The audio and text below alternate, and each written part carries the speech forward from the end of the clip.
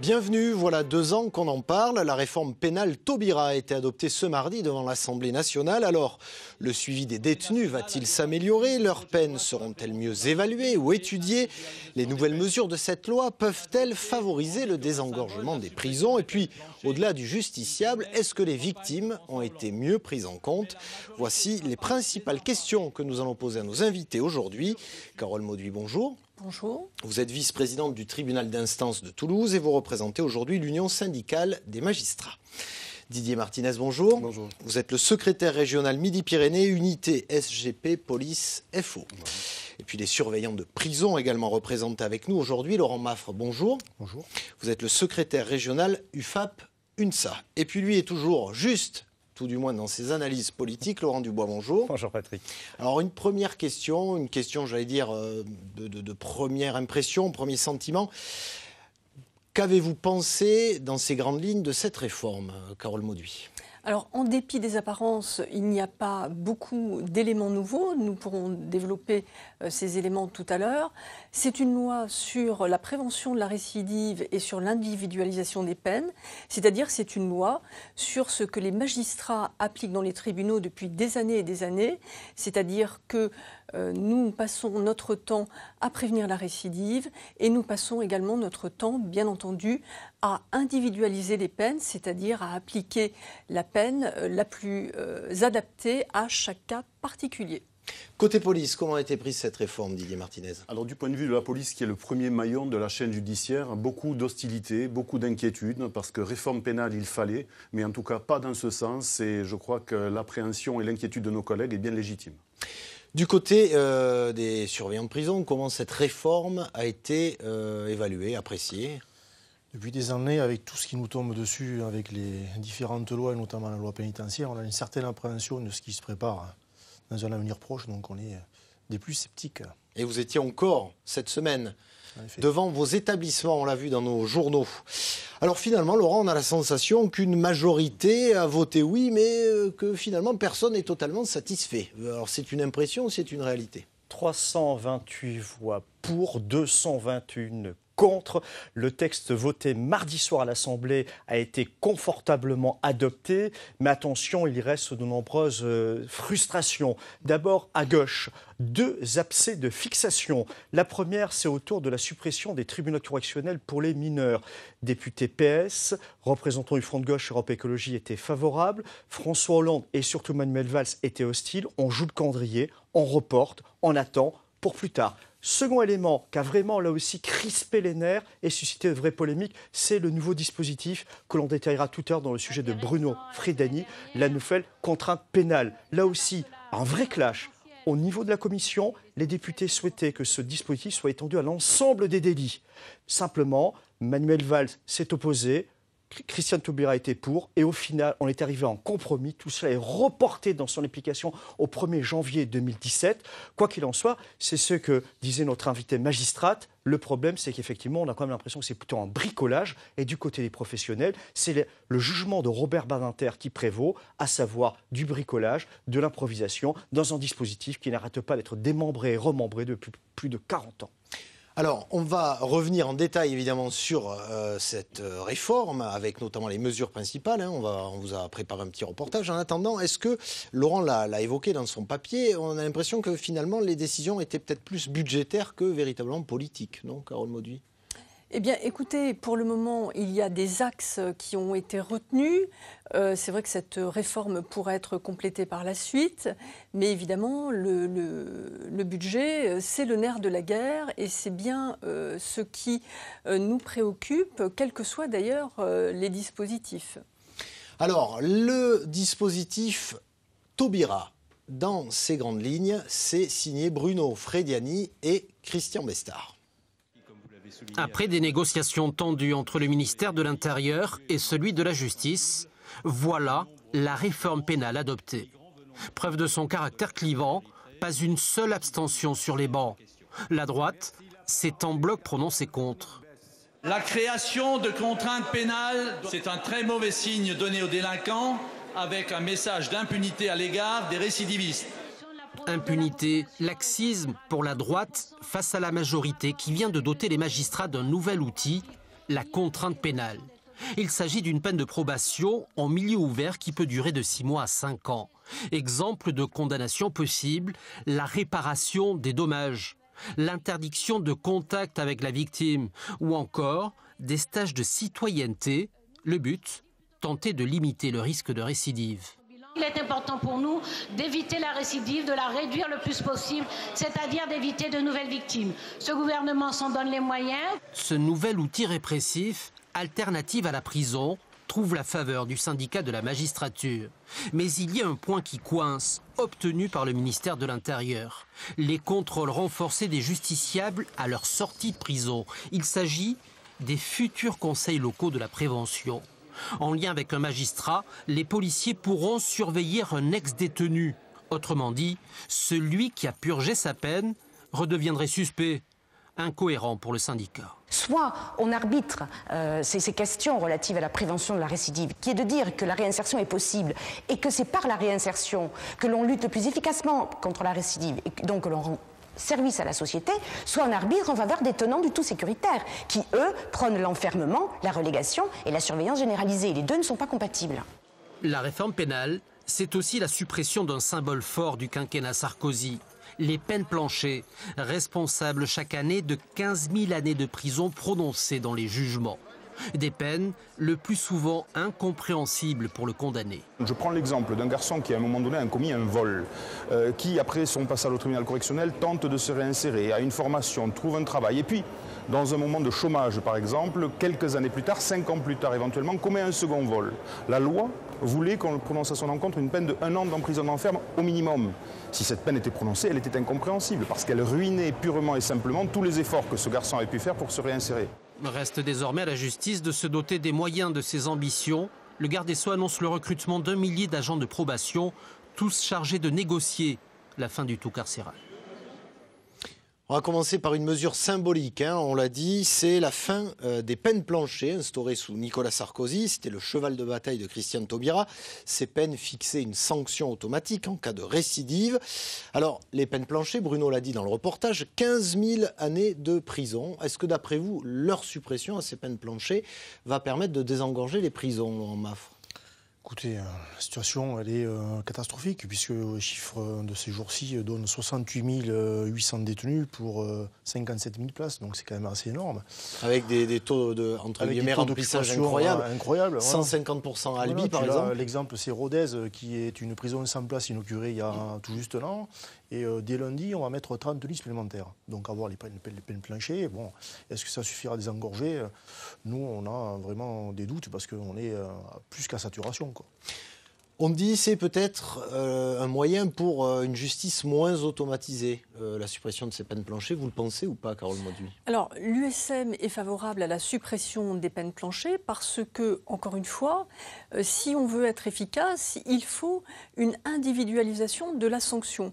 Quand il y a une nécessité d'emprisonnement, il faut prononcer la peine d'emprisonnement. Et quand il y a des possibilités d'appliquer, d'ores et déjà, on le fait d'ailleurs tous les jours, des mesures alternatives à l'emprisonnement, nous le faisons.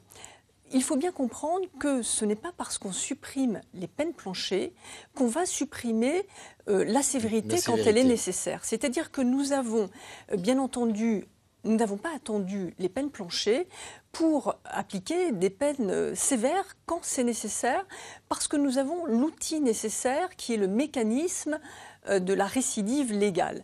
D'ailleurs, ce qui est intéressant d'observer, c'est que c'est à peu près depuis 2000, les années 2000, début des années 2000, que la tendance est observée d'une sévérité des peines et d'un recours accru à l'emprisonnement. Donc nous n'avons pas premièrement attendu les peines planchées pour, encore une fois, répondre de manière sévère quand c'est nécessaire, avec des peines d'emprisonnement de plusieurs années quand ça doit être le cas. Et en tous les cas, la suppression des peines planchées ne va absolument pas modifier la pratique des magistrats. Encore une fois, la peine d'emprisonnement, quand elle est nécessaire, nous l'appliquons.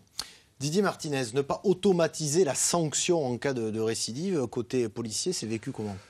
Très mal vécu. De toute façon, le problème dont on n'a pas parlé, c'est que prononcer des peines planchées, prononcer des sanctions sévères, c'est très bien. Encore faut-il que ce soit exécuté et appliqué. Et c'est bien là où le bât blesse, c'est que l'ensemble de ces peines planchées n'étaient absolument pas appliquées et des peines sévères ne sont également pas exécutées. C'est-à-dire, quelqu'un est condamné, il n'exécute pas sa peine ? Exactement. Donc il fallait absolument, parce que ou pas de place dans les prisons, ou d'autres processus étaient mis en place derrière ce qui avait été prononcé, mais on s'aperçoit que ce n'est pas systématique. Donc, il faut observer réellement ce qui a été fait et c'est en ce sens qu'il fallait revoir ce principe de réforme pénale. Le sens dans lequel est orientée à présent cette réforme, c'est d'officialiser en quelque sorte le fait de dire on ne peut plus mettre en prison les gens. On leur dit directement aux délinquants. Le signal qui est donné aux délinquants, c'est de dire il y aura quand même une certaine impunité puisque les peines vont être extrêmement légères. La contrainte telle qu'elle est présentée et comment d'ailleurs sera-t-elle exécutée, là c'est l'interrogation des policiers. Carole Mauduit dit par exemple, c'est pas parce qu'on a supprimé les peines planchées qu'on va être moins sévère. Déjà, ce qui est prononcé n'est pas en corrélation précise avec ce qui est appliqué et ce qui est exécuté. Donc déjà, ça a le don d'irriter un petit peu les policiers parce que le contexte de la police actuellement, il est qu'on sort de la réforme de la garde à vue. Il faut savoir que le policier, il a toujours des contraintes, des obligations, des devoirs, des notifications. Exactement, des délais à respecter. On voit tous les vices de procédure et les vices de forme que cela engendre. Parce qu'effectivement, le moindre processus est exploité par les avocats qui défendent les procédures. Donc au niveau de la police, des contraintes, des devoirs et des obligations, désormais renforcées par cette réforme pénale qui, finalement, jusqu'ici, je vous disais, les policiers étaient exaspérés. Aujourd'hui, ils sont plutôt écœurés de voir la tournure des événements. Et j'ai beaucoup de collègues qui ont passé toute leur carrière à avoir une volonté de faire du judiciaire, d'être enquêteurs, qui aujourd'hui quittent cette fonction pour revenir sur la voie publique à un point faramineux parce que l'ampleur... Ils n'ont plus confiance en leur justice. Ils n'ont plus confiance et ils voient que leur travail est vain. Et ça, c'est dramatique. Carole Mauduit, comment vous recevez, vous, en tant que magistrat, cette analyse de Didier Martinez ? C'est tout à fait audible puisqu'on sait de sources sûres qu'il y a environ aujourd'hui 85 000 peines d'emprisonnement prononcées de manière effective par les tribunaux et qui ne sont pas exécutées faute de moyens et dont certaines peines, effectivement, risquent de ne jamais l'être. Ce n'est pas un problème nouveau, c'est un problème que l'USM a souligné depuis de nombreuses années et qui est récurrent en raison des moyens qui sont alloués à la justice. Et on sait... Elles ne sont pas exécutées par manque de place dans les prisons, pour problème de traitement des dossiers, pourquoi ? Oui, parce que nous n'avons pas de manière effective les moyens de mettre à exécution ces peines. Il y a un autre aspect quand même que je voulais souligner dans ce qui vient d'être dit, c'est qu'il faut bien percevoir également que la logique d'un policier, c'est une logique d'interpellation et une logique d'arrestation. Et effectivement, une fois que la procédure arrive au tribunal, eh bien, elle est orientée par les services du procureur de la République et l'important est d'y donner une réponse pénale. De ce point de vue-là, même s'il y a une dégradation de la qualité de la réponse pénale, toujours en raison d'un manque de moyens, il est évident que cette réponse pénale ne peut pas non plus se traduire de manière automatique, c'est clair, par une peine d'emprisonnement. Alors, incompréhension des policiers, incompréhension parfois des citoyens face à leur justice, comme ça a été le cas dans une affaire de vice de procédure qu'on a connue ici, dans le cadre de l'affaire du meurtre de Quentin Fissé. Ce jeune homme, mortellement poignardé à la sortie d'un bar de nuit toulousain, est l'un des principaux suspects est relâché pour vice de procédure. Alors, Christiane Taubira a été interrogée cette semaine à l'Assemblée précisément sur cette affaire par Laurence Harribagé, la députée de Haute-Garonne. On écoute Christiane Taubira répondre. Je vous rappelle que les juridictions prononcent 1 200 000 décisions pénales chaque année et que vous ne rendez pas justice à ces juridictions, que vous avez privé d'un certain nombre de moyens en frais de justice, en frais de fonctionnement et en effectifs. Vous ne leur rendez pas justice. Par contre, nous travaillons et nous faisons en sorte que les victimes soient correctement accompagnées. C'est ce que nous faisons avec les bureaux d'aide aux victimes ainsi qu'avec cette expérimentation pour leur suivi individualisé. Merci, madame.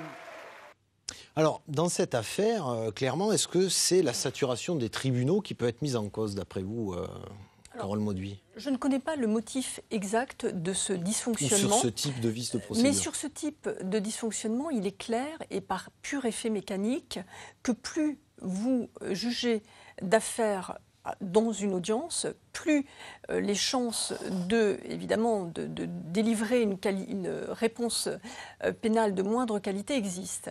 J'ai eu l'occasion d'aller à Francfort, il y a quelques années, assister à une audience correctionnelle où il y avait une affaire tout à fait banale qui était examinée sur une demi-journée par le tribunal correctionnel. Alors effectivement, la procédure y est différente, mais il y a 3 fois plus de magistrats en Allemagne qu'en France. Il y a actuellement 500 postes de magistrats vacants. Il est clair que la multiplication de ces vacances de postes risque malheureusement d'entraîner plus souvent à l'avenir ce type d'erreur. On se demande, et je ne vais pas être rassurante, comment effectivement, malgré effectivement les 4,5 millions de procédures pénales qui sont traitées par l'ensemble des tribunaux du territoire, on se demande comment il n'y a pas plus d'erreurs aujourd'hui. Alors, autre point principaux de cette réforme, il y en a notamment un, c'est la contrainte pénale. Alors, elle consiste, sous la responsabilité d'un juge d'application des peines, à laisser le condamné en milieu ouvert en lui édictant des obligations et des interdictions. Alors, côté prison, c'est vécu comment l'annonce de cette contrainte pénale, Laurent Maff? Côté prison, on assiste depuis des années à des annonces par rapport sur des lois, sur la réforme pénale, là. Mais on a des gros problèmes de budget. C'est-à-dire qu'on nous alloue des budgets et puis après, on nous les retire. Le dernier en date, c'est 73 millions d'euros qui ont été retirés du budget.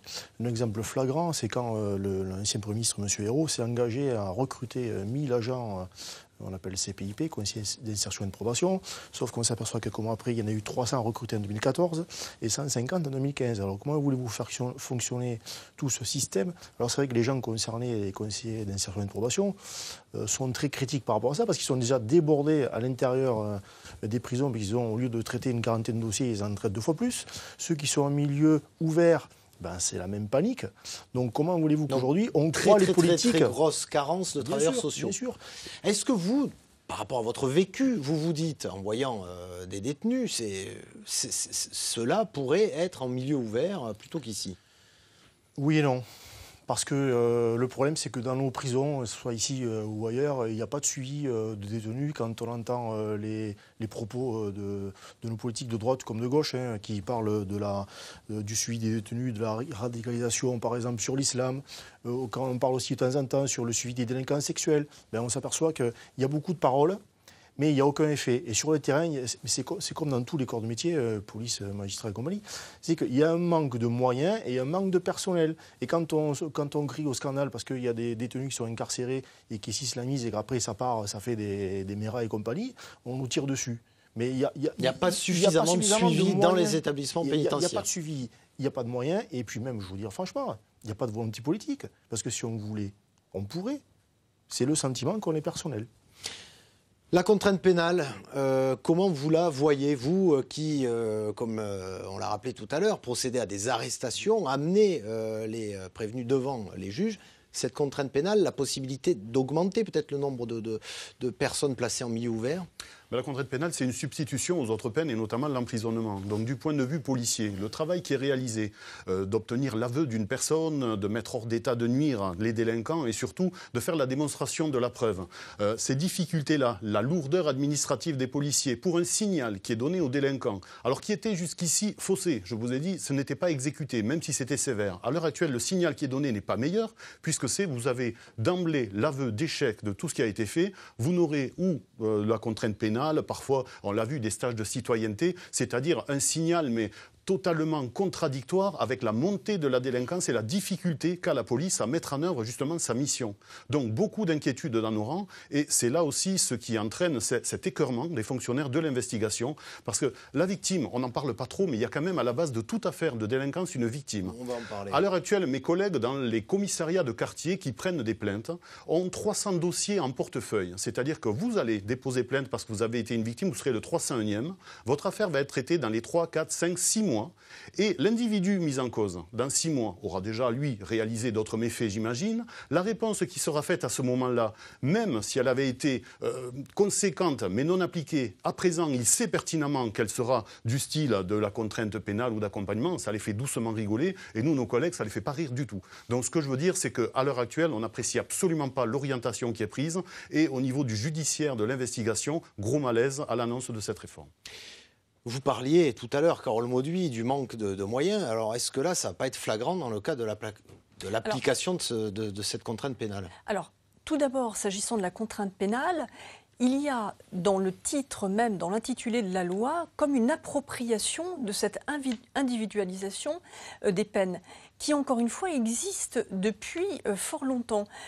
Aujourd'hui, le tribunal correctionnel peut parfaitement prononcer à titre de sanction une peine alternative à la mesure d'emprisonnement, c'est-à-dire un travail d'intérêt général, une amende, des jours amendes, il y a tout un dispositif qui existe déjà. Donc cette contrainte pénale, il faut bien le comprendre, va se rajouter à ces modalités de. C'est un plus pour vous ou pas d'avoir une palette justement pour individualiser encore plus les peines ou pas du tout? C'est juste un effet de manche, cette annonce de pour contrainte le magistrat, il lui importe, pour être efficace, encore une fois, c'est-à-dire de pouvoir appliquer la peine la plus adaptée au cas particulier, parce que chaque cas est particulier. Il est important de disposer d'un nombre d'outils suffisant, mais surtout que le magistrat puisse piocher dans ces mesures comme il l'entend. Ce qui est intéressant, c'est que lorsque Mme Taubira est allée voir comment ça se passe au Canada, puisque cette mesure-là, elle ne sort pas de nulle part. Oui. Il y a des pays étrangers qui l'appliquent déjà. Elle est revenue tout à fait enthousiasmée. Mais ce qu'elle a oublié de dire tout de même, c'est qu'au Canada, vous avez un juge d'application des peines qui s'occupe de 20 dossiers avec une équipe autour qui est très performante. Et pendant que le juge d'application des peines canadien s'occupe de 20 dossiers, le juge d'application des peines français s'occupe de 120 dossiers. Alors le Canada, je dis à Mme Taubira, effectivement, c'est un bon exemple, mais je dis surtout bravo le Canada, parce qu'ils sont 10 fois plus efficaces que nous le serons dans ce domaine. Alors, on en parlait, vous l'évoquiez à l'instant, Didier Martinez. Est-ce que les victimes ont finalement également leur place dans cette réforme, d'après vous, Carole Mauduit? Alors, il y a des dispositions qui sont spécifiques aux victimes. Il y a notamment un nouveau concept, cette fois-ci, qui est introduit dans le dispositif français et qui n'existait pas jusqu'alors, qui existe effectivement dans d'autres pays, qui est l'idée d'une justice restauratrice, c'est-à-dire que la victime accepte uniquement, évidemment, si elle le souhaite, d'être confrontée à l'auteur de l'agression, soit pour une réparation de son préjudice, ou soit pour une prise de contact quelconque. Alors évidemment, je rappelle que ce dispositif est bien entendu dépendant du consentement qui sera donné par la victime, si elle le souhaite, pour restaurer le lien qui peut être restauré entre la victime et son agresseur. En revanche, encore une fois, pour la victime, la meilleure solution qui puisse lui être apportée, c'est tout de même que la peine puisse être effective, c'est-à-dire qu'elle ait l'assurance que la peine qui est appliquée à l'agresseur soit effectivement exécutée. Confronter l'agresseur à sa victime, Laurent Maffre, pour vous, c'est important ou pas? Ça peut l'être. Mais nous, ce qu'on constate dans nos établissements, c'est qu'on a une prolifération de téléphones portables qui rentrent par-dessus les murs, et que personne ne s'en inquiète, et que certains détenus prennent un malin plaisir à appeler les victimes. Alors, je ne parle pas des trafiquants de tout genre, mais quand je vois ce qu'on laisse faire par tous ces téléphones qui arrivent par-dessus les murs, et qu'après on nous parle de ça sur la réforme, nous, ça nous fait bien rire, tout simplement. Didier Martinez. Oui, je crois que j'en reviens à ce qui a été dit tout à l'heure sur la lourdeur administrative et cette sorte d'entrave que subissent les policiers dans leur mission. Encore une fois, ces obligations, ces contraintes, cette lourdeur de procédure qui finalement arrive à donner à des personnes. On a dans d'autres aspects, vous savez, les convocations libres d'auteurs ou de témoins. Ces gens-là, dès lors qu'ils arrivent dans le cadre d'une enquête, on doit déjà leur notifier qu'à tout moment, ils peuvent mettre un terme à l'audition et s'en aller. Ça, c'était inédit et je dois dire que ça met vraiment en porte-à-faux beaucoup de nos collègues. Bien entendu, le fameux droit au silence, le droit à l'avocat, le droit à la procédure d'aide juridictionnelle, le droit à l'accès à tout. Et si on se loupe sur des délais, sur des notifications, encore une fois, ce vice de procédure, ça devient franchement insupportable. Et ensuite, effectivement, nous, on a prioritairement accès aux victimes qui viennent se plaindre et signaler ce qui a été fait. Et quand on voit l'évolution des procédures, surtout ce qu'il advient ensuite des peines prononcées et de ces gens qui sont repris 2, 3, 4 jours après par les mêmes policiers, c'est ça aussi qui fait que désabusé complètement et écœuré, c'est vraiment le sentiment final de tous nos collègues à l'heure actuelle. Laurent, on a parlé de ce qui avait été adopté comme mesure, mais avec vous, on va faire un point quand même plus politique, évidemment, sur ce qui n'a pas été adopté, ou du moins écarté, peut-être par crainte d'être taxé de laxiste. Le syndrome du Spunz. Vous connaissez le classique de Fernandel, le Spunz, c'est un personnage naïf qui se laisse mener comme cela par le bout du nez. Et à gauche, il y a une sorte de sparadrap du capitaine Haddock, l'impression que le laxisme colle au mocassin des ministres de l'Intérieur. Et donc volontairement, il y a un discours qui s'adapte. Mais il y a parfois un entre-deux.